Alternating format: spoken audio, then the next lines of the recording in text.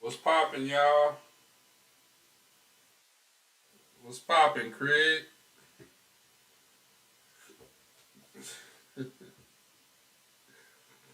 Dondo Show, week 9 reactions. Man, crazy, crazy, crazy week. Crazy week. Crazy week. Well, let's get started. Dondo Show. Uh, um, Let me pull this up for you so you can see it a little bit more clearer.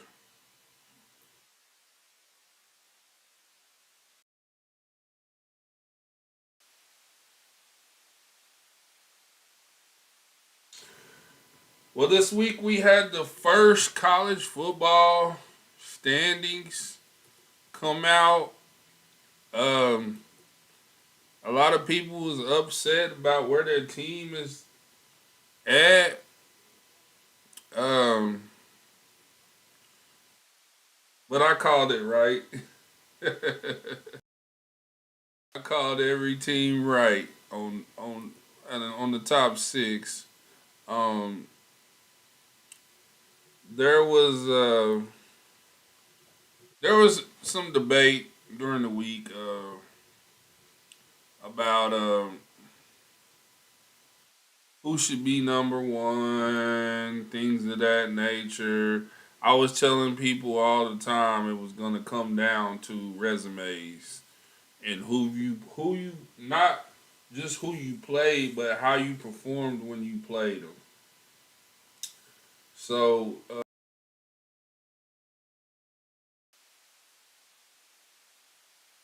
Ohio State was one. Um, they had the big victory at Notre Dame. They just won against they just won against Wisconsin this past week. They got the Penn State win. Um, and Notre Dame's moved. So as Notre Dame keeps winning, that win looks good on the Ohio State resume. Georgia don't have any top 25 victories at all. They just look tough. Their strength of schedule is 100 right now. Um, and they've only played two teams with winning records. So Georgia at 2 is kind of iffy. I think they just give them that. Michigan's schedule is even weaker, so I kind of knew those two teams would be 2 and 3. Um, Florida State, to me, and as much as I hate Florida State, I have to tell the truth. Florida State has a really, really good resume, better than both those teams they're ahead of. Um, Florida State's just got to keep winning because Ohio State, Michigan have to play each other. So one of those teams will have a loss. Washington and Oregon's on the outside looking in. Oregon didn't drop much. They're right behind Washington. I think both of those teams neutral field. I think Oregon might be better than Washington on a neutral field. Um, you know, Washington's they still got USC, Utah, and Oregon State all ranked. How is USC number 20? That's just that just blows my mind. How are they number 20? They looked horrible this past week against Cal. I watched some of that, pretty much the whole third and fourth quarter of that game, and they defense made some plays, but their defense is horrible. I mean, just horrible. Um, the Seminoles only have one top 25 victory, but I think I think their resume is a little bit better than 2 and 3. The teams that are 2 and 3. There's a lot of big games. Let's go to this. Let's go to the scores. Let's go to the scores. Um, we've got um, there were some upsets this past week in the rankings. Um, hold on, I'm pulling up my deal. Georgia kind of embarrassed Florida. I was kind of shocked because I thought this coach would try to put on a safe face for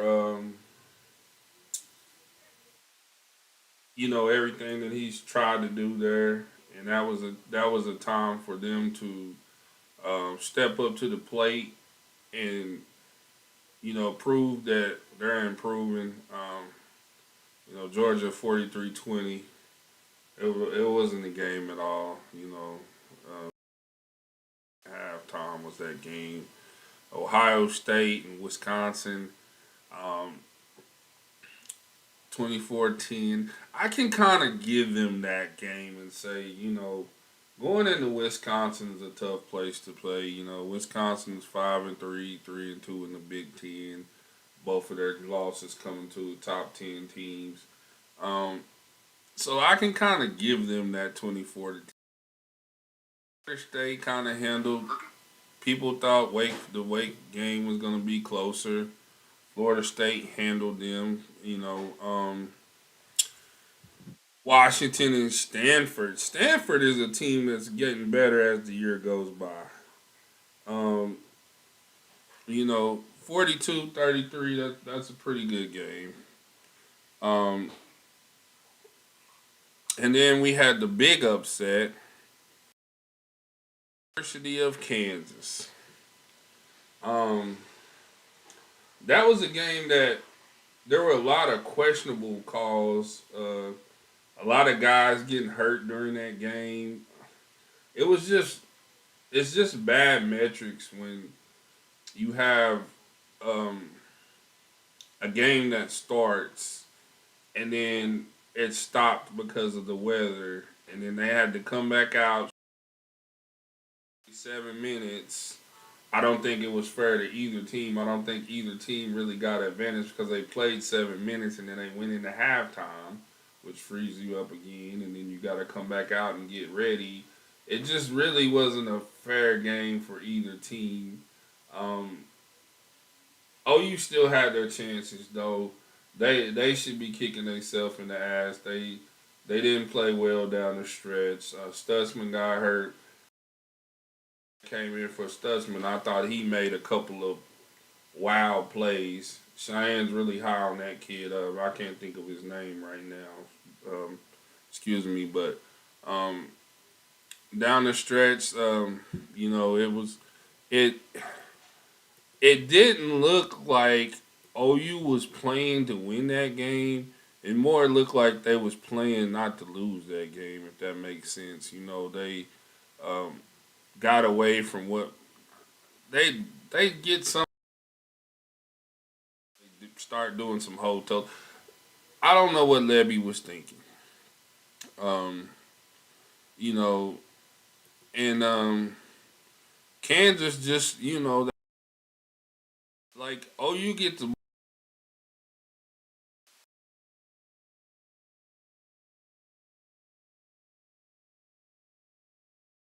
on third down. I mean, 2 of 10 on third down. OU was, and 1 of 2 on fourth down. Kansas outgained you. Um, y'all both rushed for a ton of yards. OU almost 300 yards rushing. That's a game you should win. 55 rushes. Is not on 19. You kind of want to get that number up. 25 passes to maybe 50 rushes. Kansas had more rushing yards per rush at 5.5. Oklahoma, a lot of penalties, 11 penalties. I mean, you got to clean that up. But they are who I thought they were. You know, you lose to Kansas. Um, you almost lost to UCF the week before. I mean, I look at it like this with this team. It took a last second touchdown to go down and beat Texas. Right. So think if you lose that, you could easily be 0-3 in the last 3 games. Easily. So get off your high horse. You beat Texas, whoop de doo. What are you gonna do after you beat Texas? You barely beat UCF 31-29. Then you turn around and just can't put it all together against Kansas and get beat. And now you got that you gotta go to Stillwater. But we'll get to that later. We'll get to that later. Um, we'll get to that later. But yeah, um, we got some other scores to look at. Texas, just throttled BYU. Texas quarterback. I honestly think he's better than yours, but people will call me crazy. Um, you got Oregon beating Utah at Utah. Now that is a big victory. That is one of the top 5 victories of the season this year. Oregon going to Utah and beating them, even though Utah doesn't have their guys, they're missing their quarterback. 35-6 was a shocker to me. I mean, I thought that game would be closer. Um, Penn State, kind of going through the motions with Indiana, but getting a victory. Arizona with a Arizona. See, last week I told y'all about Arizona. I told y'all that was a trap game for Oregon State, and they end up losing by 3. Hats off to Arizona. They're 5-3, 3-2 in the Pac-12, right in the mix to make some noise. Um, Ole Miss beating up on Vanderbilt, Notre Dame all over Pittsburgh. Um, you know, um, Georgia Tech beating North Carolina. Y'all told me Georgia Tech was sorry. Georgia Tech is sitting at 4-4 right now, and go look at the teams they lost to. They lost to a Louisville. They lost to an Ole Miss. They could easily be ranked right now. They beat Miami. They beat North Carolina. Um, Louisville 23-0 over Duke. Duke didn't have a quarterback, or did they? I don't know. They don't score. Duke is trending downwards since playing Florida State and being up at halftime. They played six bad quarters of football. Um, Tennessee and Kentucky. Tennessee pulls out a victory. Kentucky was a team that I really thought was going to make some noise. They're sitting at 5-3 right now, 2-3 in the SEC. Tulane winning. UCLA beating Colorado. Four. They got four more games to try to get bowl eligible. Win two. Um, you know, they're Dion just doesn't have the lineman right now. Son is out there running for his life. I mean, it's a lot to deal with right now. But they still come and play. They still show up. And I talked about the USC 50-49 game. It's crazy that you you know I don't know what Lincoln is thinking. Like it's time. I don't like to say fire somebody because everybody needs a job, but I mean, what are you gonna do when you're giving up that many yards, that many points? You got an offense that can score 50, but you got a defense that can give up 70. Like, come on, man. It might be time to go a different route. Um, OSU, very impressed with OSU this past week. Cincinnati was a trap game. Everybody talked about their defensive line. OSU wasn't going to be able. I mean, um, oh, buddy, um, you know, Ali, he had almost 300 yards again. I'm trying to see the number he had. 271 for Ollie Gordon, two touchdowns on 25 carries. Bowman had 286. 45-13. I seen the team barely beat Cincinnati. I think it was 20-6. So Oklahoma State puts up 45. Very impressive. Um, which brings me to Bedlam. It brings me to Bedlam.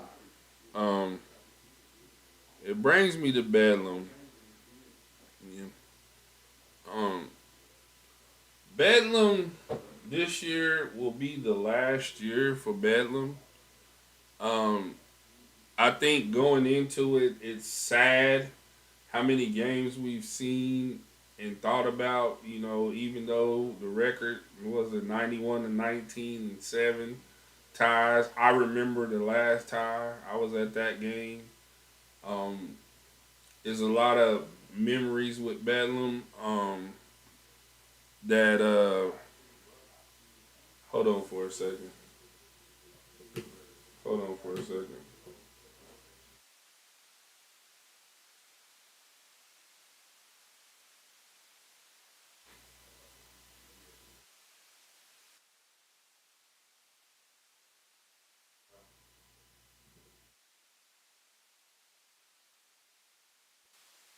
Sorry about that. But talking about Bedlam and getting to Bedlam, I can't believe they're gonna get rid of this game. It's sad to hear that some of the things we should be we should be trying to preserve this game. It's the biggest game in the state of Oklahoma. Um, but brighter horizons for both teams. I think OU is trying to follow the Texas wave to SEC, which is fine. OSU will continue to be one of those top four teams in the Big 12. I think you cannot recreate the Big 12 football, the excitement that comes with it. Like the SEC wants that to come to the SEC, but the SEC plays a certain way, and there's certain kind of players there. The Big 12, adding Colorado, they're still going to be an exciting brand of football to watch. Their teams might not be good as the SEC, but they're still going to be an exciting, you know, for TV type football. You're not going to watch these 2017 games or 10, like, you're not going to want to watch them. They're not going to be very sexy when it comes to the product you're putting on the TV. But to each his own. Happy for both teams. I honestly, I don't want to lean this way or that way. I think the advantage goes to Oklahoma State because they have a strong running game. They're at home. They are absolutely cooking their last four games. They are one of the hottest teams in college football. They actually got ranked this week. Um, if they win this week, they're in the driver's seat to make it to the Big 12 championship, which would be huge.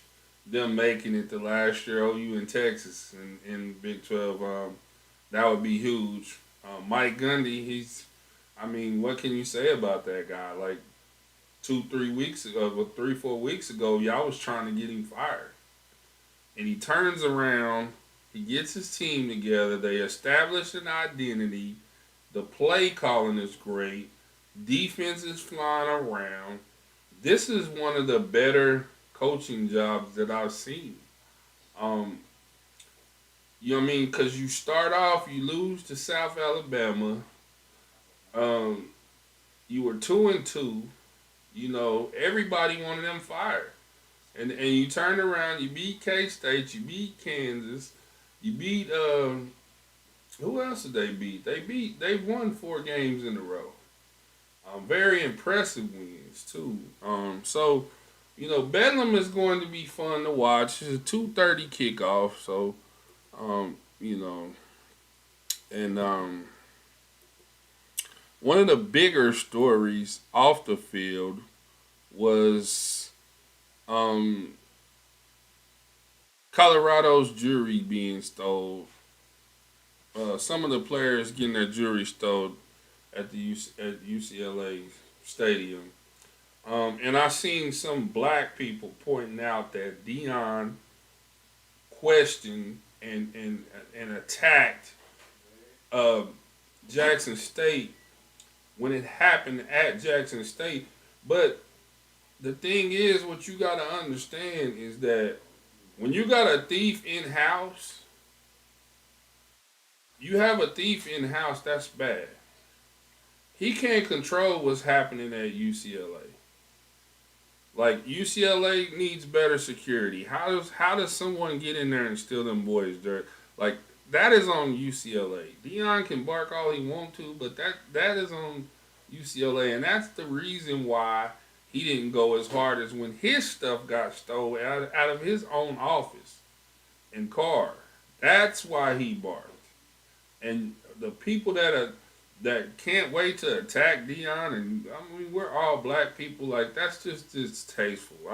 That left a bad taste in my mouth to see people saying, "Well, he went hard on Jackson State, but he didn't say nothing to UCLA." He did say something.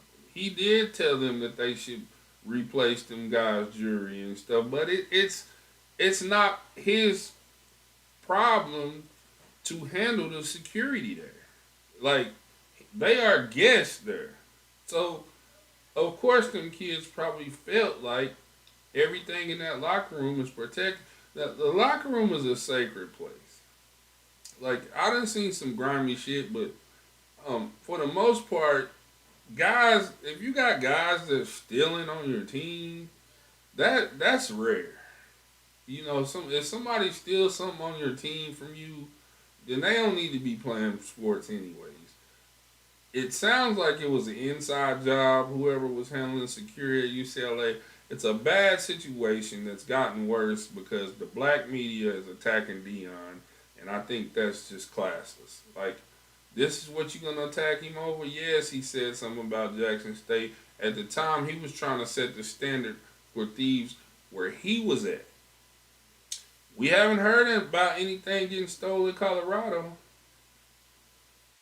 Security is fine in Colorado. So that was one of the bigger, and I hate that it was like such a huge story. Um, you know, it it doesn't make a whole lot of sense, and I don't like when our own people are attacking each other. Like I never like that. I mean, unless you're just blatantly wrong, then yeah. But y'all look for a reason to say something about Dion every week, and I mean it's getting old by now. You know, it's getting old. Um,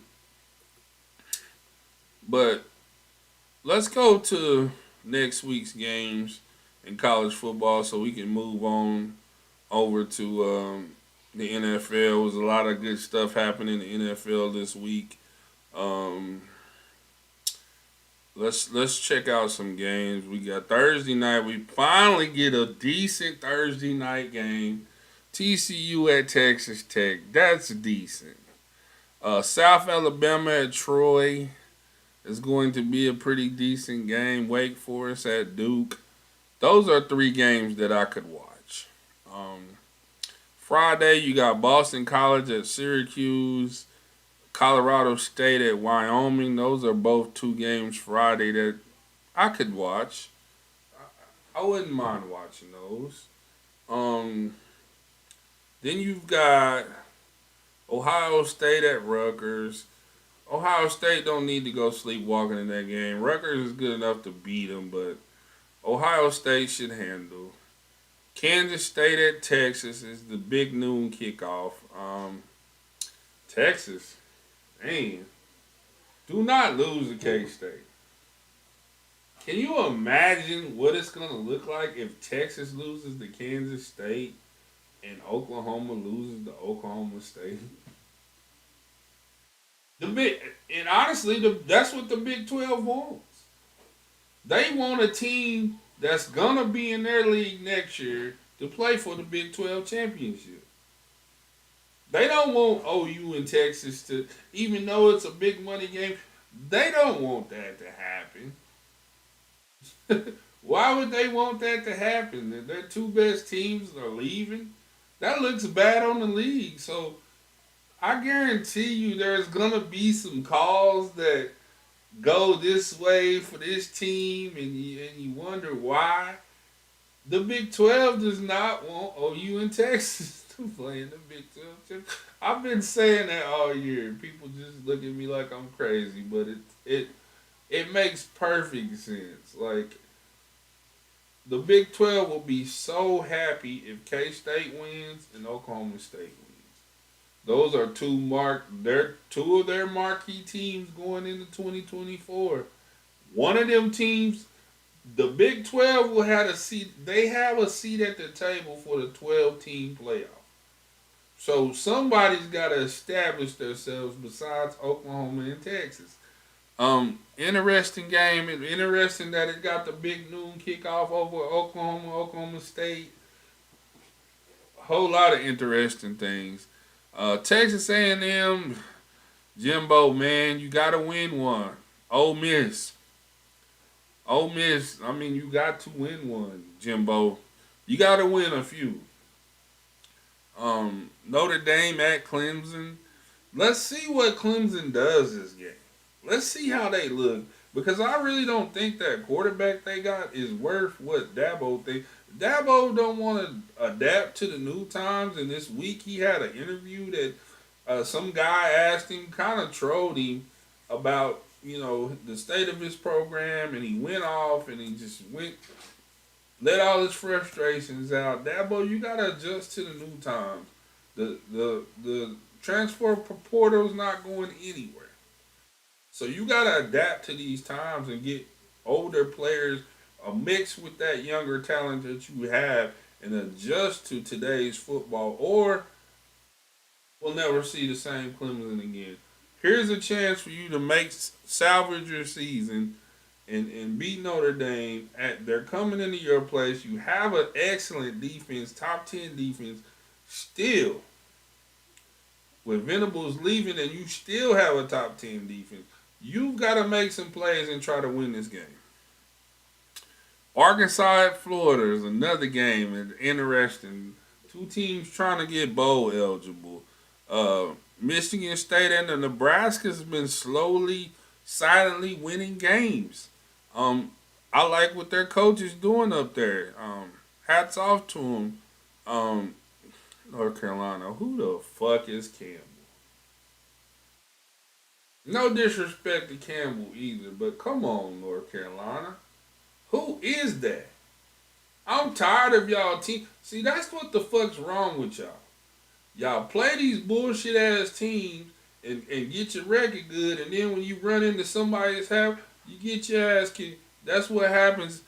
You're playing Campbell this week. Who the fuck is Campbell? Campbell Sue? Come on, man. Come on, man. And no disrespect to them kids. They're probably.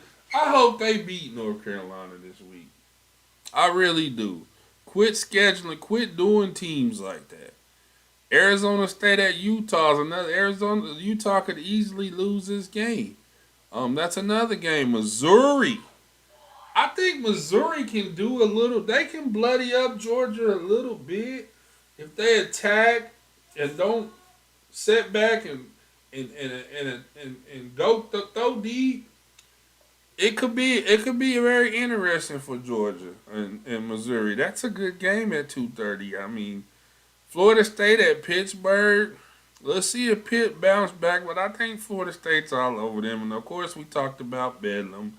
Penn State at Maryland's a game. That could be a good game. Tulane at East Carolina. You know, Houston at Baylor is another game.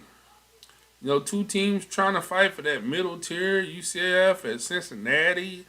I mean, these games is just piling up. Kansas at Iowa State is another. Kansas at Iowa State. Now, Kansas at Iowa State. That should be very interesting. Um, Washington at USC. Now, what if Lincoln wins this week? Y'all talk so much shit about Lincoln. I'm gonna be cheering for Lincoln this week. Let's beat the number 5 team in the country, USC. Show them you can do it. Miami at NC State. I don't know. LSU at Alabama for to see who probably will play um, Georgia for the SEC title. That's a big game Saturday night, CBS. I'm gonna be locked into that game. You know. So now let's get to the NFL. We had a lot of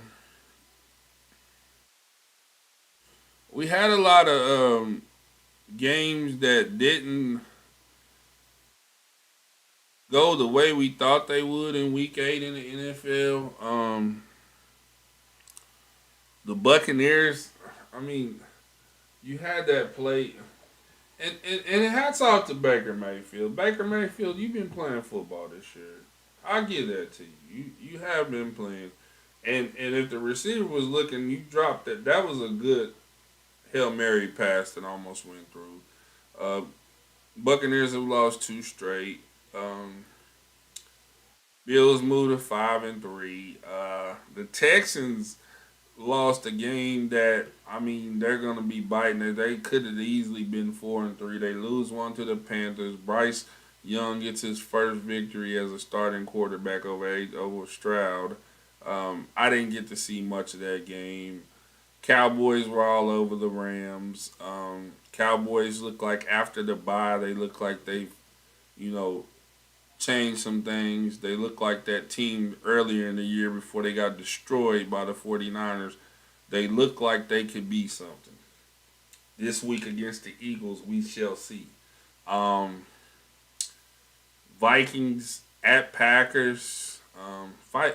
I don't know what the Packers are doing. Like, you have your quarterback of your future or you don't. If you don't, then what are you doing? Vikings lose Kirk Cousins to Achilles injury.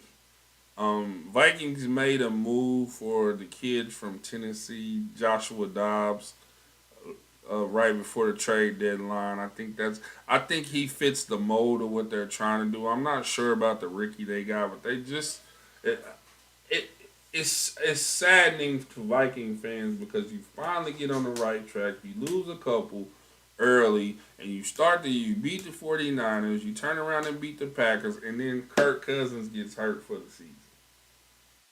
I mean, this is just bad situation. Saints sitting at 4-4, top of their division, beating the Colts. Dolphins over the Patriots. I mean, the Dolphins pretty much have owned the Patriots for a while. That Jets Giants was a game that the Giants just let go. But the Jets sitting at 4-3. Jaguars go to Steelers and beat them. Um, 49ers lose to the Bengals, and the Bengals really, um, they really made a statement. I thought because they went out there to win and not lose. They were attacking the whole game. Joe Burrow made some highlights during that game that you're gonna see all season. You know, getting that the one where he avoided 3 sacks. When that happened early in the game, I said we was in trouble, and it was 0-0 at that point. But I seen that play, and I just was like, when you doing shit like that, man, you playing out your mind. Hats off to them. They go to 49ers, lose 3 straight. Um, Ravens rolling at 6-2.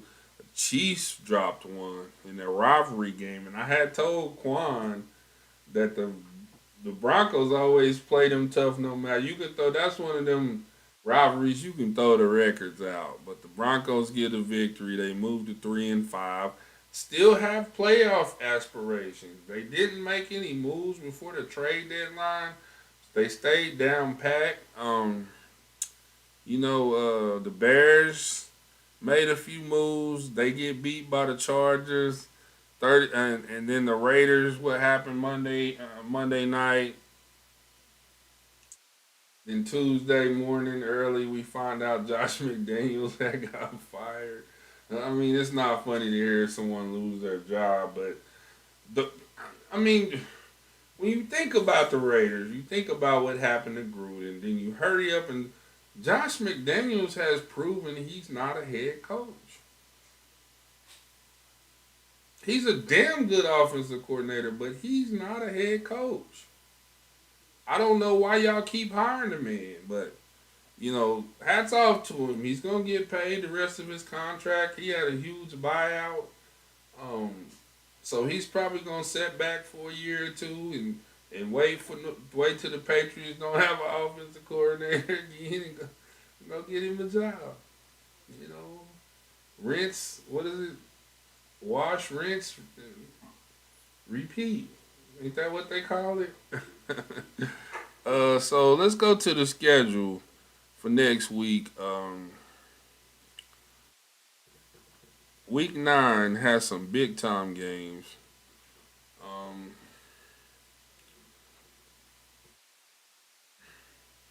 Titans at the Steelers is our Thursday night game tomorrow night.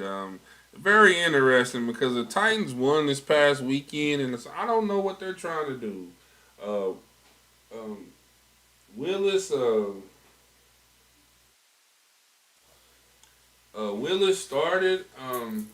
He looked pretty good. Steelers dropped one that they thought they should have won. Very interesting game. This one could go either way. Dolphins at the Chiefs. Whoever loses this game is it doesn't end your season, but it does something to your psyche going into the playoffs because both of these teams will be in the playoffs, and right now everybody's jockeying for home field advantage. The Chiefs gotta hope they win this game to just stay a game or two ahead of the Bills. You don't want to go to Baltimore. I mean, in January, late January, early February. You don't want to go to Baltimore. You don't want to go to Buffalo, even though you can win. You want to stay right there in Kansas City. So watch Kansas City try to, dictate the pace early. They don't want. I don't think they want to get into a shootout with the Dolphins. Maybe they do, but I look for them to use ball control and try to control the game. Um, there's going to be a lot of exciting plays in that game. I'm excited for that game. It's early. 8:30, yeah, 8:30 a.m. Where is that overseas? Who knows? Um, Seahawks at Ravens is good. Seahawks is sitting at the top of the division at 5-2. Vikings and the Falcons for both 4-4 teams. The Browns have the Cardinals. The Browns win that game. They're headed for a showdown again with the Ravens. Um, I think the Browns are better than the Steelers. I think they will end up beating the Steelers the next time they play them. Even though the Steelers, we it's interesting. The Rams at the Packers in the game no one will watch but Bubba and Chuck. The Rams at the Packers, and the only people that will watch that game is Bubba Terrain and Chuck. No one cares. No one cares about that game.